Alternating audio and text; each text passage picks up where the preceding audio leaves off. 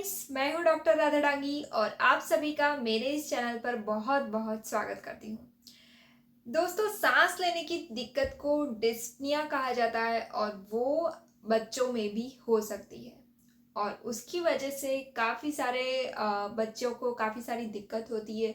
बच्चे अच्छी तरह बोल नहीं पाते हैं, उनके जो होंठ है वो नीले पड़ जाते हैं और साथ में उनको जब वे बोलते हैं तब उनके मुंह में से सीटी जैसी आवाज़ भी आती है।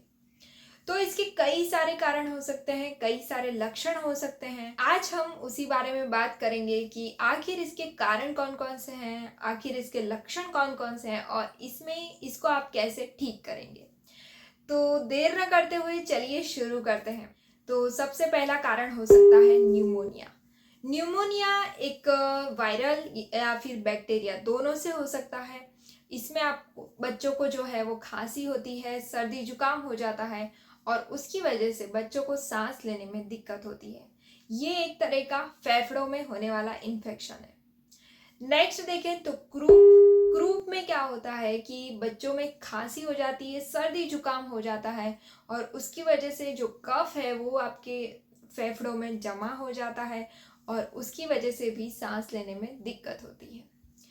नेक्स्ट देखें तो ब्रोंकाइटिस। ब्रोंकाइटिस जो है वो एक ऐसी बीमारी है जिसमें आपके बच्चे को नॉर्मल सर्दी जुकाम हुआ है, आपको ऐसा लगेगा, लेकिन थोड़े दिनों बाद वो ज़्यादा बढ़ जाता है और उसकी वजह से उसे सांस लेने में भी दिक्कत हो सकती है। नेक्स्ट देखें तो एनीमिया। एनीमिया एक ऐसी चीज़ है जिसमें खून की कमी हो जाती है। इसके बारे में तो मैंने कई सारे वीडियो बनाए हैं। तो एनीमिया में खून की कमी की वजह से आपको कई बार सांस लेने में दिक्कत होना महसूस हो सकता है। आपके बच्चों में भी ऐसा हो सकता है क्योंकि बच्चों में भी खून की कमी कई कारणों से हो सकती है। नेक्स्ट देखें तो अस्थमा। अस्थमा में भी काफ़ी ज़्यादा मात्रा में सांस लेने में दिक्कत देखी गई है।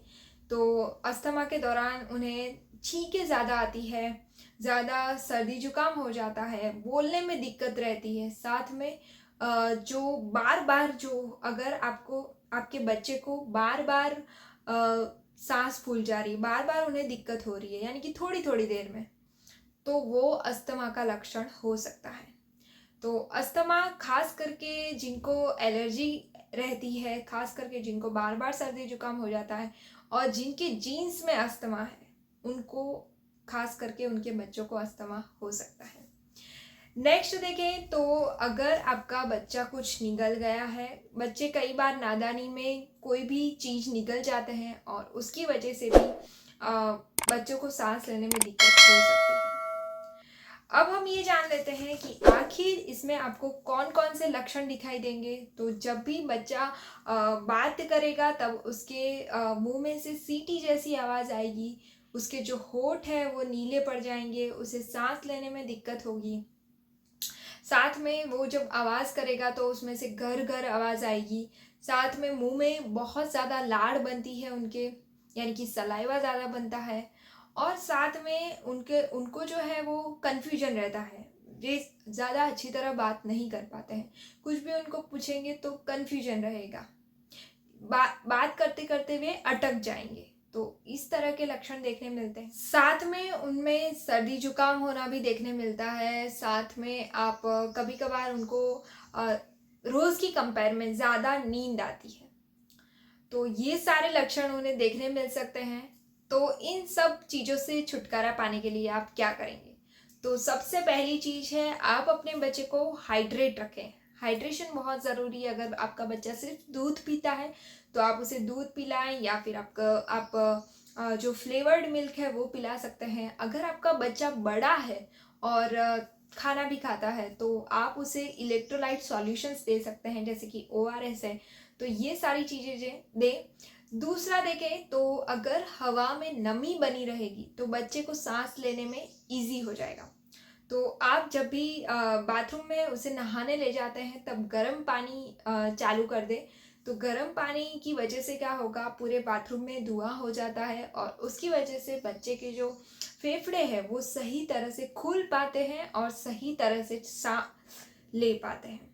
तो ये सारी चीज़ें ज़रूर ध्यान रखिए। नेक्स्ट देखें तो आप सभी ने देखा होगा कि कई बार क्या होता है कि आपके नाक में ज़्यादा म्यूकस जमा हो जाता है सर्दी की वजह से।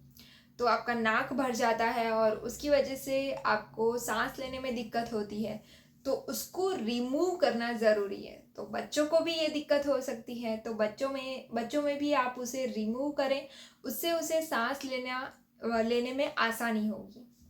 और लास्ट में आपको बता दूं कि बच्चों को ज़्यादा से ज़्यादा आराम दें, उससे उसको ज़्यादा थकान नहीं आएगी, ज़्यादा सांस लेने में दिक्कत नहीं होगी।